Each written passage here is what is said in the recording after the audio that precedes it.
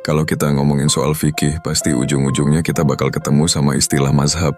Nah, 4 mazhab besar dalam Islam, Hanafi, Maliki, Syafi'i, dan Hanbali, itu sebenarnya sama-sama berangkat dari Al-Quran dan hadis. Tapi, yang bikin beda adalah cara mereka melakukan ijtihad, alias metode memahami dan menggali hukum. Misalnya mazhab Hanafi. Ini mazhab yang dikenal paling luas pemikirannya. Imam Abu Hanifah sering pakai ra'yu atau nalar logis ketika ada kasus yang nggak ketemu langsung jawabannya di teks. Beliau juga banyak pakai kias, analogi, dan istihsan, memilih yang dianggap lebih baik untuk kemaslahatan. Jadi jangan heran kalau mazhab Hanafi itu fleksibel banget, terutama di wilayah Irak, yang situasinya kompleks banget waktu itu. Lanjut ke mazhab Maliki. Imam Malik besar di Madinah, jadi beliau lebih banyak berpegang pada amal ahl al-Madinah, praktik ibadah dan kebiasaan masyarakat Madinah yang dianggap masih sangat dekat dengan zaman Nabi. Jadi kalau di Hanafi banyak logika, di Maliki lebih ke tradisi Madinah sebagai sumber otoritas. Beliau juga pakai maslahah mursalah, alias pertimbangan kemaslahatan yang tidak ada dalil khususnya, tapi penting untuk kehidupan umat. Sekarang ke mazhab Syafi'i. Nah, ini mazhab yang sering kita temui di Indonesia. Imam Syafi'i terkenal banget dengan sistematika usul fikihnya. Beliau bikin aturan jelas.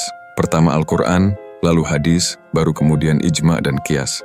Beliau hati-hati banget dalam menerima hadis, tapi juga nggak gampang menolak kias. Bisa dibilang Imam Syafi'i itu kayak orang yang bikin aturan main ijtihad biar nggak sembarangan. Terakhir mazhab Hanbali. Imam Ahmad bin Hambal sangat ketat dalam berpegang pada hadis. Kalau ada hadis, meskipun kedudukannya hasan atau kadang dhaif, tapi masih bisa diamalkan, beliau lebih memilih itu daripada logika atau analogi. Jadi mazhab Hambali ini paling tekstual dibanding yang lain. Boleh dibilang kalau ada pilihan antara nalar atau hadis, Hambali hampir selalu pilih hadis. Nah, dari sini kelihatan kan, masing-masing mazhab punya metode ijtihad yang beda-beda. Ada yang lebih banyak pakai logika, ada yang lebih ke tradisi, ada yang sistematis, ada juga yang sangat tekstual. Masalahnya, sering kali orang zaman sekarang malah ambil enaknya aja. Misalnya kalau ada hukum di satu mazhab terasa berat, dia loncat ke mazhab lain yang lebih ringan. Kalau terus begitu, akhirnya agama cuma jadi pilih-pilih menu sesuai selera.